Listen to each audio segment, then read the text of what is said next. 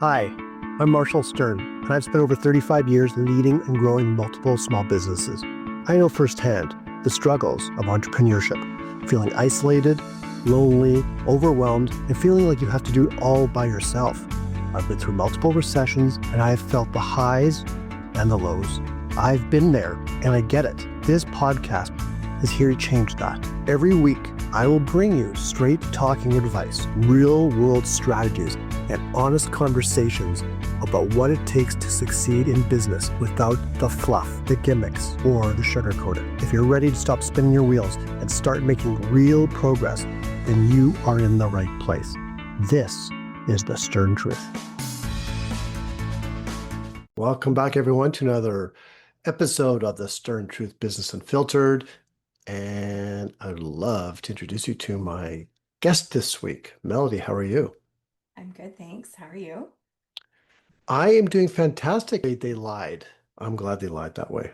It's been lovely. Just as you said that, the sun literally just came out right now. I don't know if you can Yeah, see the background, but that's it made it happen out here. Thanks. I'm sending Richmond, British Columbia thoughts over to you. You're located where?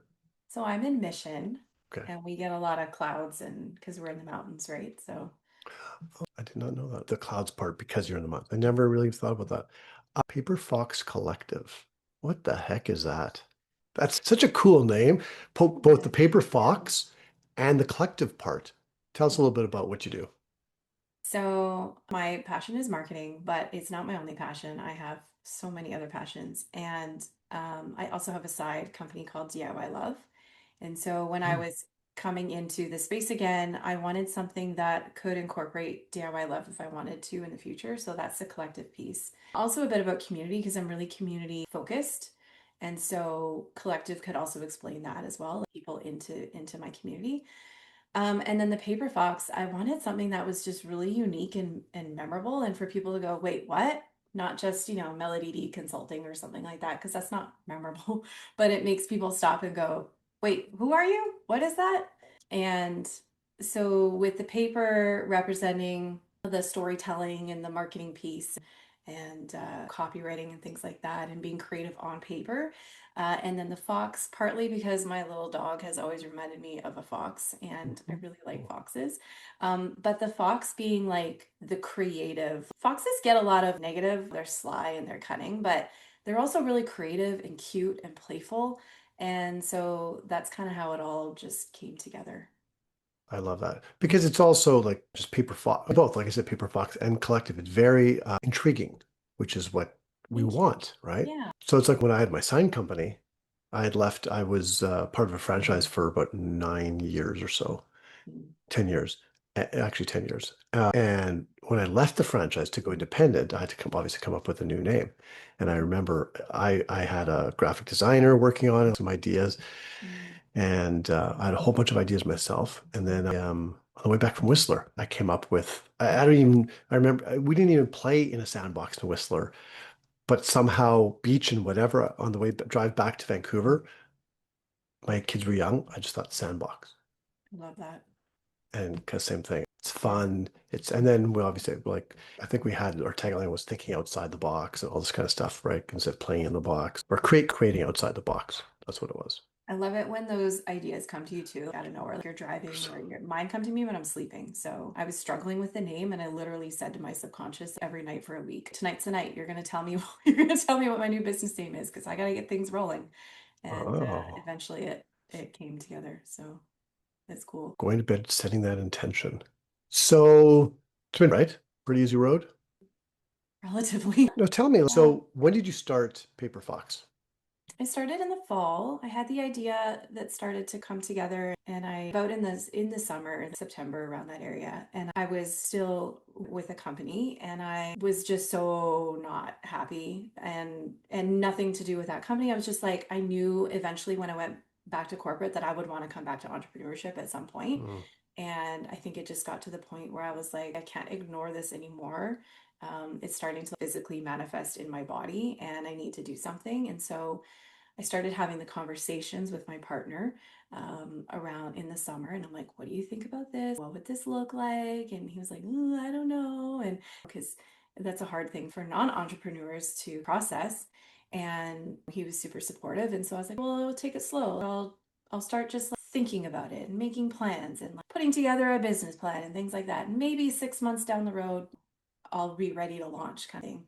And then just circumstances happened and I just was sort of not thrown in. I dived in, but also was just met with a lot of opportunity right away. And so it just happened that it snowballed pretty quick.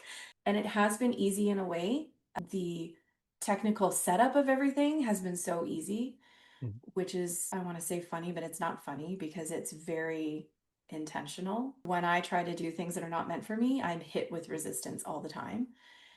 And I'm wondering now if I should have seen that sign earlier. But so kind of easy, everything sort of fell into place and I started to share with others what I was doing, and I'm super thankful again to have that big community that I had before, that they were like celebrating when I came back and they're like, "Great, we can't wait to work with you." So it's been, yes, easy. I know it's not going to be easy forever, and that's Mhm. okay. But I'm just riding this wave right now. So Riding the wave of easy. I like momentum. to call it momentum. I wouldn't even call it easy. I would call it momentum, Momentum. but it feels easy because it's something I want. And I'm like, Yeah. oh, I did that. Cool. Next step. Oh, I did that. Well, it's funny when things align, right? I always say on this podcast and even with some of my coaching clients, growing a business is not easy, right? There are the hard times. This is not for everyone. Entrepreneurship, being a business owner is not for everyone. There's like shit happens. Personal life, in our business, we lose clients. It's not linear. Growth isn't linear. It's not always easy. But when you get into momentum, and it was interesting you said something. You said when you're hit with resistance, that whole idea, if something's really hard and I just had a conversation with a client the other day, if you keep pushing at this door, trying to open this door, and it's hard and it's not working, and you can keep pushing, maybe it's the wrong door. Yes, exactly. And I am the kind of person also who's like, oh, I could do that. So then I do push the door. And I'm like, Hmm. why isn't it working? That's really annoying. I can do this. Right. So I don't know how much you know about human design, Hmm. but I dived into that a couple years ago. And it was very illuminating to me because I'm a manifesting generator. So I am multi-passionate and I do want my hands in everything and I want to learn all the things. And then when I'm not following my passions and when I'm trying to make things happen because my human design says I'm just supposed to wait for that sign or that invitation and then I can take action. When I try to push, I'm always met with resistance and frustration. So when I'm feeling frustrated, I stop now and I'm like, wait, why? What am I trying to make myself do that I'm maybe not meant for? Or and not to say that if you're met with any kind of resistance that you should just stop because Right. that's not it either, right? But when you're banging your head against a wall for so long, right? And it's still not working, take a step back, pivot, look at the drawing board again because I bet you there's something there that just needs to be tweaked a little bit. Well, it might be, right. And I love that. And it might be the right door, but Hmm. you're trying to open it the wrong way, or it's not the right time. How do we know that though? That's a difficult one for us, right? Especially if you're like, let's give an example. You're courting a prospect. You have a proposal out there with them. They need your help. You can help them. Maybe they're ghosting you. Maybe they are not getting back to you in a timely manner, or oh, I'm thinking about, oh, I can't afford it this time. What do we do? At what point what's the fine line? Because I know a lot of our listeners go through this. Yeah. I've gone through that. What's that fine line? What do you think the fine line is between pushing, or opening that door with that prospect, and maybe just stepping back? I'm of And the mindset now to step back. I think before, when I was running my business years ago, I didn't have any choice but to push a little bit, pandemic times, right? But now I'm like, I just have this new trust and belief in myself that the people who are meant to work with me will come to me. And I'm pretty much leaving that up to the universe at this point. So hmm, I still have things in place. I have follow up emails. I have, reminders. I'm always following people on social, and I'll engage not just to get a client, but because I want to support them. And Mm. hey, I'm thinking about you. That's kind of my approach. I'm here if you need me. I'll still support you. And when you're ready, come on back. I've had people come after 2 years of sitting and waiting. Um, and great. If it's then it's the time. And if it's not, that's okay too. But I generally don't try to push. I can only control what I can control. I can't control if Mhm. you're going to come work with me, right? So why would I stress over that? I'm here doing my thing. Yeah. So when you're ready. But actually, I'm thinking back to everyone that I've talked with since starting the Paper Fox Collective and the people who stalled, and there haven't been many, but the few people I've just said, that's okay. Come back when you're ready. I'm here. I haven't given it any other thought. There's something powerful about that, being Yeah. in that mindset and that state. And I know, like, and I fall into this trap, and many of our listeners have. We're like, for me, I'm very, just like you, I could tell, very purpose driven. You want to make a difference, you want to help. But it also can lead you to wanting to help so badly. Maybe you're not seeing the signs, or maybe you're not pushing too much. I remember a mentor of mine or a coach of mine once said, needy is creepy, It's so creepy. It's so true. right? And there's a lot of needy people online. Just go on LinkedIn, right? LinkedIn's a great platform if you use it, just like AI. It's a great tool if you use it properly. Unfortunately, a lot of people are using it the wrong way. Yeah. I remember when I tell this story on the podcast. I might have even told you this once before. When I first started this podcast, which has been a year now, one of my first, because it's also here on YouTube, and one of my first comments was really exciting on the video. I was like, oh, yeah, I really enjoyed your podcast, because I get an email from it. I went, oh, I got a comment. This is like video or episode 2 or 3. But then within 5 minutes, this person who was overseas commented on the video. Fine, cool. Then she commented again saying, I can help your YouTube channel rank higher, blah. Then she sent me a LinkedIn connection request, a Facebook connection request. She followed me on Instagram. She emailed me, and she phoned me on WhatsApp within 5 minutes. A little. Obviously, I didn't answer that. That's a little creepy. And desperate does not sell. Well, it first of all, it's creepy. Is she going to show up at my front door next? That's what the next step was, right? I moved because of it. No, but it also shows that, and if our listeners are listening, if you're listening, don't do that. Yeah. It also devalues you. I always laugh when I get the in my notifications, so and so liked your book. You Oh, get 20 of those, and then you're like, when's the DM coming? And then you get the DM. Like, don't yeah. do that. So you started your business back, or your new business, in the fall. Mhm. You've reinvented yourself with this business. How did that really, again, this is all about the stern truth and giving gold nuggets to our listeners. So, what could you say to our listeners who maybe are considering doing something different, or doing what they're currently doing, but doing it differently, but maybe they need to reinvent themselves? What does that look like? That's a good question. So for me, I started my first business in 2019 or 2018, something like that. And I was heavily into personal development, self-development all the way. And I kind of burnt out from that.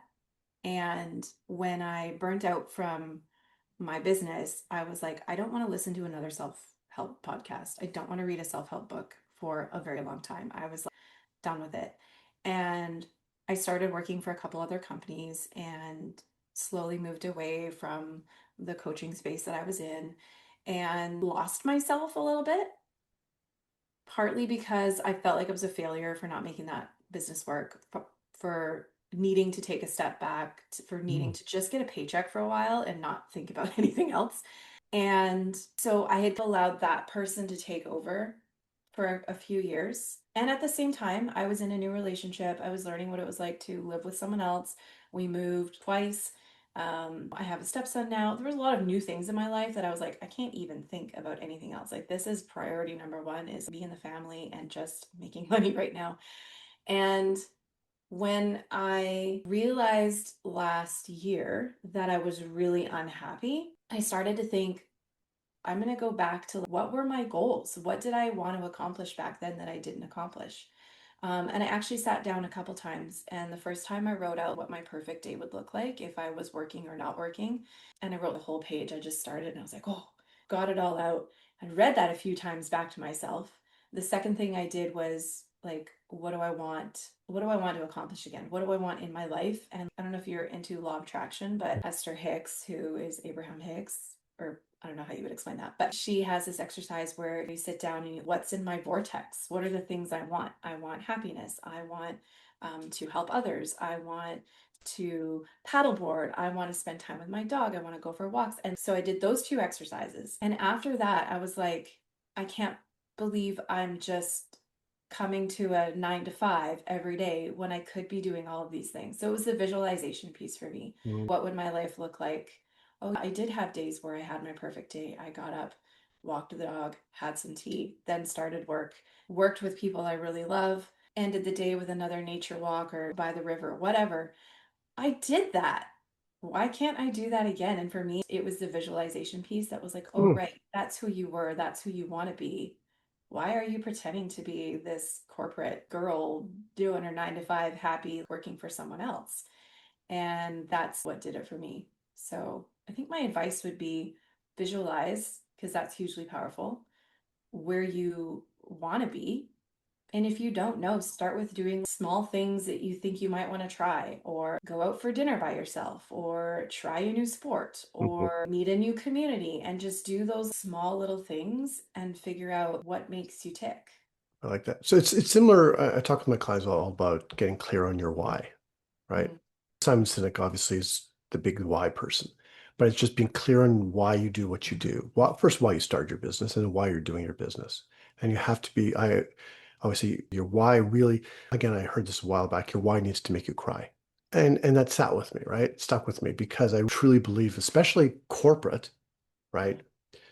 In the business world, that's like, no, you just logical. Where, but I think we need to be a little bit less logical at times and a little more emotional. And again, I think there's a fine line when not to be emotional for sure. Yeah. But I think we need to bring more emotion back into our business. Could you speak a little bit about that? I'm, for me, there has to be the logic, there has to be the purpose and the technical and the business and the whatever.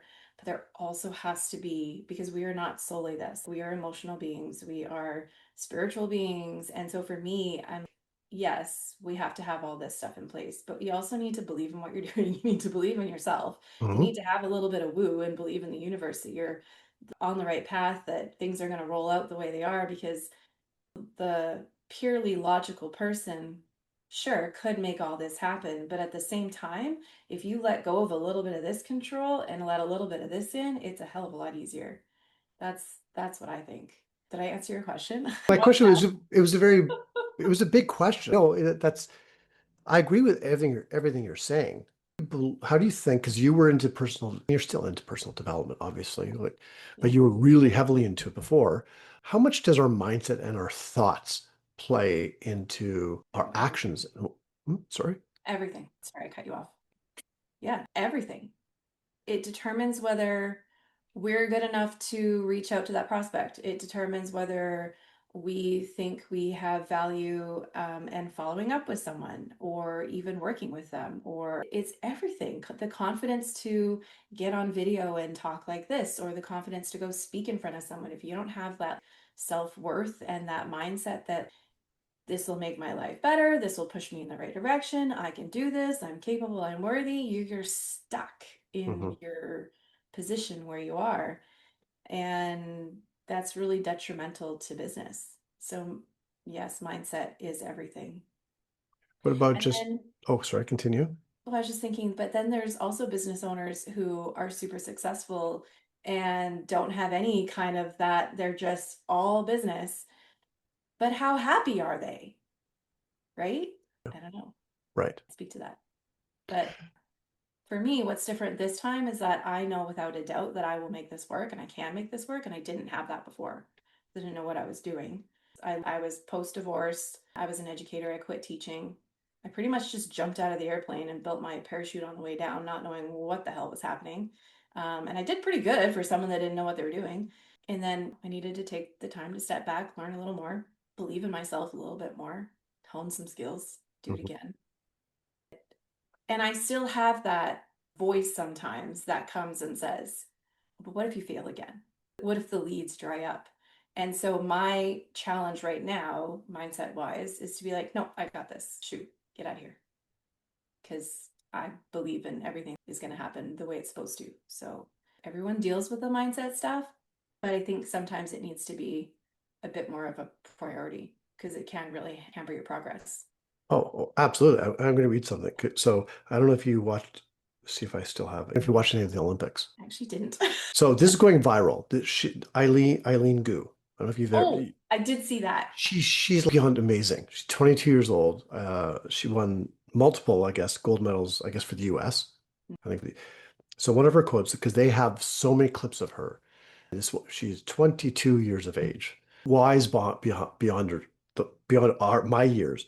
She said, she was quoted, "You can control what you think. You can, because she talked, sorry, you can control how you think, and therefore you can control who you are." And then she continued to talk about neuroplasticity and how she's rewiring her brain, and you can become who you want to be. That's amazing to have that awareness at 22. Wish I had 20. that awareness at 22. Wow. Because most my kids are that age now, and they're like, it's all up there in university. It's all now. What's going to happen tomorrow? It's so much anxiety for someone at any age to have that insight is amazing. I agree. And we talk about mindset, and you talk about visualization and the law of attraction. And I know that's deeper, what we're talking about. But a lot of people think, oh, it's just a matter of mantras, morning affirmations. I am worthy, right? Mhm. There are no weeds. You're looking at your garden in a metaphorical speaking. I think Tony Robbins talks about this. There are no weeds. There are no weeds. No, there's freaking weeds. There's weeds everywhere. There's weeds. Just pull the damn weeds. But you have to. So it's not just about the saying it. It's about or plant or having that vision. It's about doing it. It's about believing it. Thought, belief, action. That's the like the affirmations themselves. I'm strong, I'm capable, and whatever. Those don't work if you don't believe them. Yeah. So how do you make yourself believe them? That's what How I do? used to work with clients on. It's great. Oh, Yes. so how do? Thank you. So how Yeah. do you get yourself to believe those? You have to provide your brain with evidence that it can see and hear or perceive to be true. Mm. So when I work with clients with limiting beliefs, I want to say that I'm really successful at business, but I don't feel that way. I could say it 10 times and I don't feel it in my gut. We've got to work on that. So we write a list of all the reasons why you are good at business. Where's the proof? Where's the Mhm. evidence that shows that you are actually good at this? Well, you started one. That's great to start because a lot of people who want to be business owners don't even get to that point. So you did that. You have two clients. You are putting yourself out there. You have the system in place. All these things that prove, oh, you Mhm. know what? You got on that sales call and you actually got a client. You have 4 sales calls coming up. These are all reasons why you can disprove the thing that you're not good at business, right? You're not successful at business. So it's coming up with that evidence to prove to your brain and then reading that over and over and over to really solidify. Yeah. Most clients, when they pull up that list, they get to the bottom and I say, now go back and read it out loud. They do, and they stop halfway. They're like, this is ridiculous. Why do I think this? And I'm like, I don't know. Why do you? Yeah. Right? It's very powerful to do that.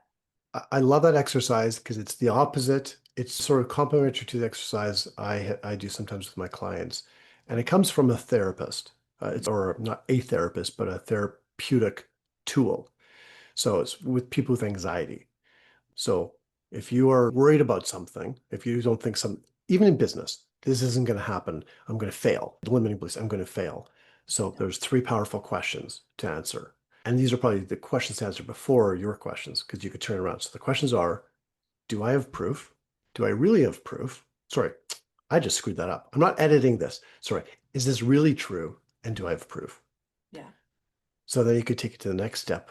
Yeah. So I'm not successful. I had this conversation with actually she owns a counseling practice, and she was doubting her leadership, Mm. and I did the same thing with her. I flipped it around. Where's the proof of that, right? And so it is important. And that's why, like, I know you came out to one of our entrepreneur inner circles. That's why it's important to be able to be around other entrepreneurs Yeah. and to share your wins. Yeah. And I know you building an amazing community yourself. It's important for people not to just always think about just selling their services or their product, but just Yeah. also being around other entrepreneurs and celebrating the wins and Yeah. talking about the struggles for sure Yeah. and the challenges. So you're not feeling alone. That's why I do this podcast. Tell me a little bit about your passion for community. I don't really know what to say about that.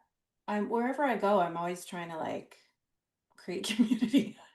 When I was educating at when I was in the school district, I would just try to connect people. Well, you should chat with so and so because she's dealing with the same thing, or let's get together and work on this thing together. I think at one point I was running the social community club. I created even a oh, like my first year of teaching. I was so young and new, and I created a knitting club after school, and I had 50 kids show up from Oh, ages grade 4 to 7, I think. And that became its own little community. There's something about community that just makes you feel like you belong. And I think I can, when I go into the new space and I'm like, ooh, culture here kind of sucks. I mhm. want to fix that. And so when I moved here, I didn't know anybody out here. I knew a couple people. I'd go to a class there and we'd go for walks, go to the dog park, and it's really hard to meet people. And so when I started my business, I was like, oh, I know what I'm doing. I'm creating this community out here. When I was coaching before, I had created an online community of 2,000 female Mm. entrepreneurs from around the world had joined this Facebook group. I was doing weekly lives. I was educating, I was connecting, and it was just such a positive, beautiful place to hang out. And I don't know, I think I just love that. I really felt like I belonged and I felt like others felt like they belonged. And even now I see connections made from that group way back when and women Mm. supporting each other years later. And I don't That's know. cool.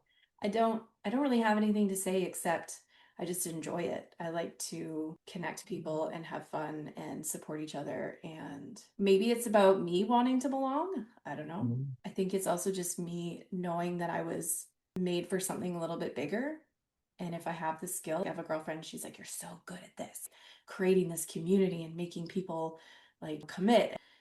And I don't, maybe that's my purpose. I don't know. Uh, my boyfriend says, you are always taking on so much. And I'm like, but it's fun. It's not Enjoy work. it. It's not work. This isn't. No, it's not No. work. Well, it's interesting. So Tony Robbins, whether you like him or don't like him, he's got some really good points, and he has like 6 human needs. We all have 6 human needs. Hmm. And so I think you and I are very similar. We haven't even talked about really what you do now, which we're going to talk about before we end this podcast because it's really important because I know you have some golden nuggets to share. But two of the human needs are significance and contribution. And not Yes. everyone has it to a certain point, but everyone ranks some higher. Hmm. Security, love and connection, adventure, but contribution is huge with you, as it is with me. And that's where the community aspect and the giving aspect comes from, Yeah. wanting to bring people together and give to people. Tell me about the market. Before we wrap this up, tell me about how you contribute to your clients in the marketing space. So I could sit here and say, well, I do web design and I do paid ads and blah, blah, blah. But I think what I love so much about what I do is the fact that I help people get results. I help them get unstuck. I help them get from A to B. Like, I love to create websites and I love to sit and analyze Facebook ads and see, oh my gosh, this one's doing really well. Okay, we're gonna. But at the end of the day, it's helping someone else. Mhm. It's being in their corner and supporting them and lifting them up and inspiring them to do other different things and sitting going, okay, your whole strategy, but have you thought of this? And they're like, oh my gosh, right? Like businesses through creative ways and that contribution. Now that you say all this, I'm like, that's why I like it. That's what I do. So yes, I do web design, I do paid ads, email marketing, strategy, fractional support. But it's that connection. I'm very connected with my clients. I want to be their best friends. And that's when it becomes easy. There's going to be difficult parts. There's going to be Oh, yeah. like, okay, we'll have a follow up in maybe 6 months, 8 months, and we'll talk about some of those. But you're still young, it's new, but it is easier. Yeah. You are in alignment with where you should be. Yeah. You're no longer having to push that door, kick down that door. And so in some areas we need to, Yeah. but if it's constantly and it's heavy and it's like, why is it not working? Mhm. Right? Yeah, a little resistance right now for you. And I was talking to someone else earlier this week about, you kind of stuck in that spot. You can't afford not to try something different. Like, if I had stayed in the company, I probably would still be very sick right now. Like, I could hardly walk. My back, it like came out in back pain and depression. And again, it had nothing to do with the company. It was the fact that I was just not in alignment with where I was supposed to be. So you can't Yeah. afford not to do something different if you are in that space of, well, like just banging my head against a wall. You're in flow. Yes. We talked about earlier about momentum. So that's, I always say, builds traction, which builds momentum, which is flow. When Yes. you're in that flow, it's easier. It's Yeah. when you are constantly fighting it and back and talk about resistance, and it's not about resistance. And again, it's fine. Like we can have a whole episode talking about the difference between like when is it resistance and when do you need to be resilient? Yeah. Do you need to be resilient to get through and push through resistance? And maybe sometimes yes, sometimes no, and it's only for the individual to figure out. Yeah. Okay, here we go. On the marketing side, our listeners have businesses.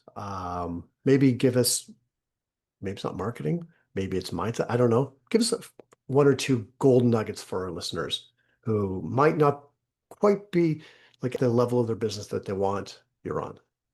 Oh God. No pressure. It's the pressure now. Yeah. Golden nugget. What can I give marketing wise? Well, okay, I wrote a blog post the other day about what's the best marketing strategy because I get that question a lot. I get two questions. I say, oh, I'm in marketing. And they go, what is that? That's the one question. The other question is, okay, what should I do? And my answer to that is do, so many people think they need to be on all the platforms doing all the things. First of all, if you aren't lit up by something, you don't have the time, for example, to be dancing on TikTok at 1 o'clock at night or lip syncing. Like, that's not you. Don't do that because Not your me. Not audience me. probably isn't there either, right? But do what works for you. Do what's sustainable for you. Make sure you're looking at different these days, but you still need a social presence. You need email marketing. You need SEO. You need a website, right? You don't need paid ads necessarily. A lot of people don't. I actually turn away a lot of people that want paid ads. I'm like, no, you're not ready to the detriment of my own business. But you don't have to be everywhere, but pick the few spaces where you can really put the effort in and that you can be sustainable. So that would be my golden nugget for marketing. Okay, I like that. Yeah. And no, I'm on TikTok, but no, I don't do dancing videos on TikTok because it's not me. No. And I would feel silly. And my people would find it silly. We'd be like, Marshall, why are you dancing? Well, but it's no, you're 100%. So I have a colleague or not a colleague, a friend of mine who about 5 years ago became the head or I guess, the executive director of a very big nonprofit organization here in Vancouver.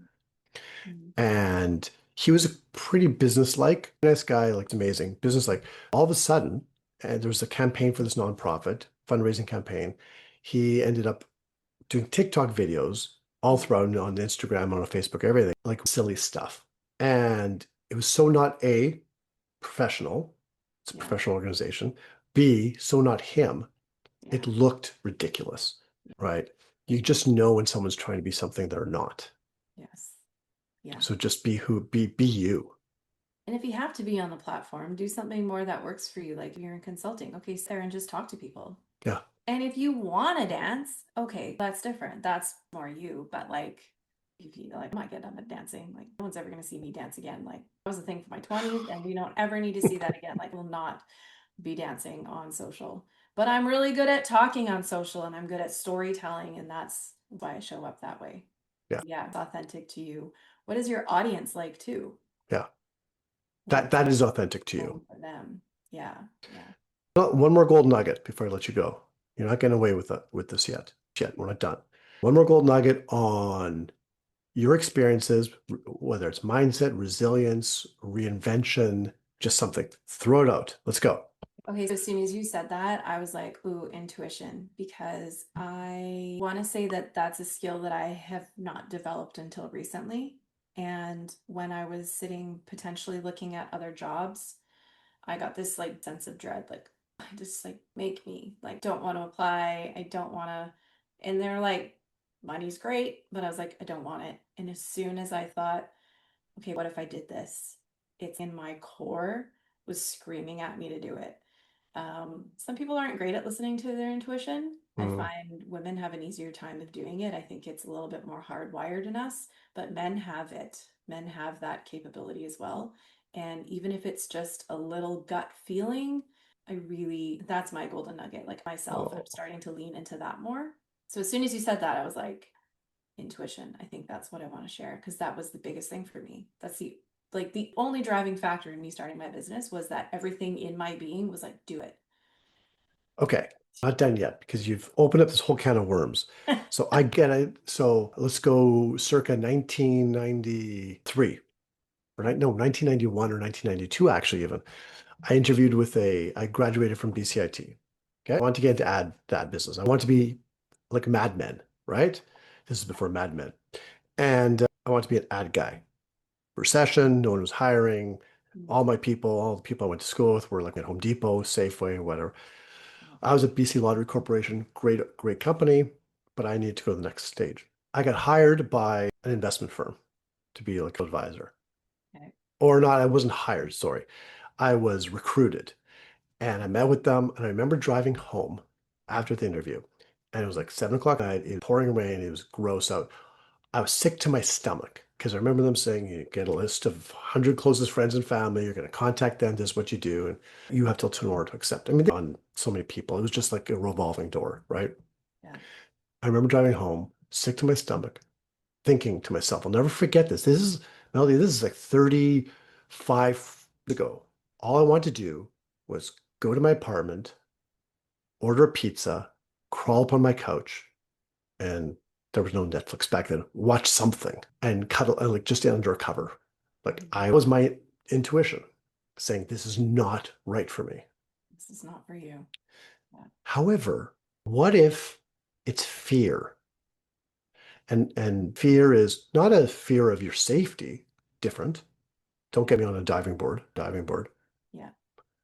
But intuition, fear, what do you think? To me, that feels different. To me, the fear is like, well, safety fear, that's another thing. Or limiting belief fear kind of thing. Like the Yeah. job, for example. The limiting belief is different. The limiting belief is like, oh, I shouldn't really apply for that one because I'm not qualified. But that's not a Okay. gut feeling.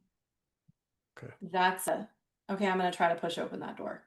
For me, there's a huge difference between this is meant for you and, oh, I'm scared of doing this, but it's still meant for me. Like I'll get that feeling. Like I Mhm. speak at an event in a few weeks and I had that fear, but it was still like, but this is on your list. This is on your bingo card. This is a you've wanted since you were young. So do it. Right? That is a totally different feeling for me. Mm. Some people may not be able to differentiate, but that's a good question to ask yourself. Is this fear or is this my body telling me, like, with the inch of my being, that this is not meant for me? Yeah. Yeah. Love it. Yeah. Back to, I think it is easier to distinguish if you really think about it.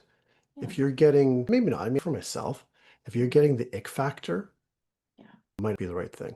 And also, like even my client, I always say, ask yourself, is it in line with your values? Is it in line with who you are and where you want to go? Exactly.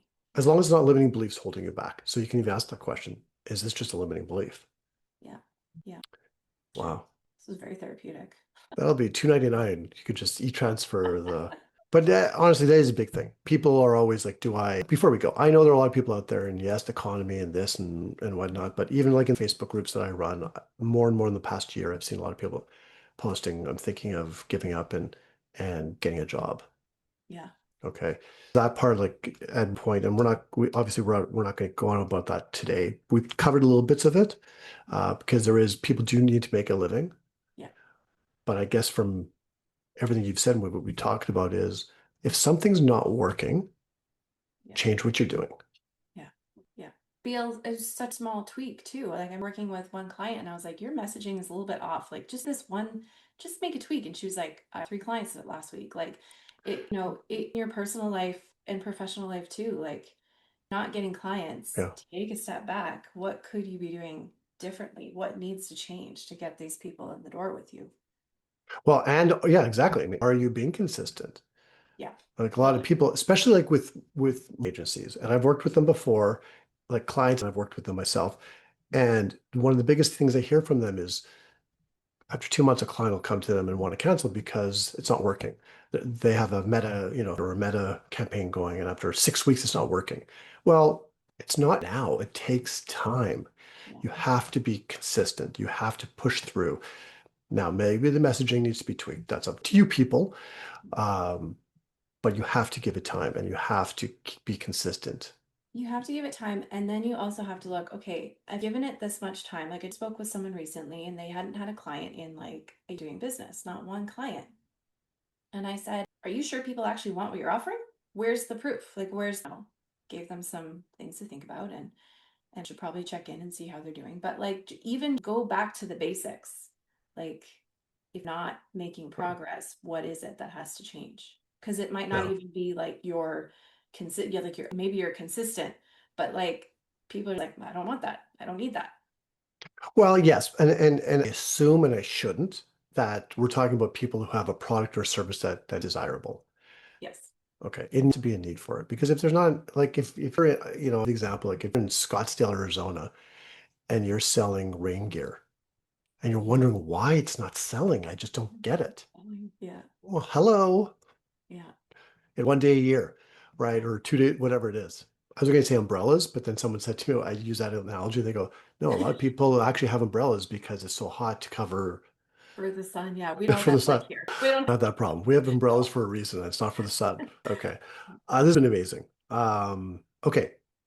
People want to get in touch with you. I'll put your stuff in the show notes, but what's the easiest way to connect? You can connect with me on Instagram, the Paper Fox Collective. It's thepaperfoxcollective.com.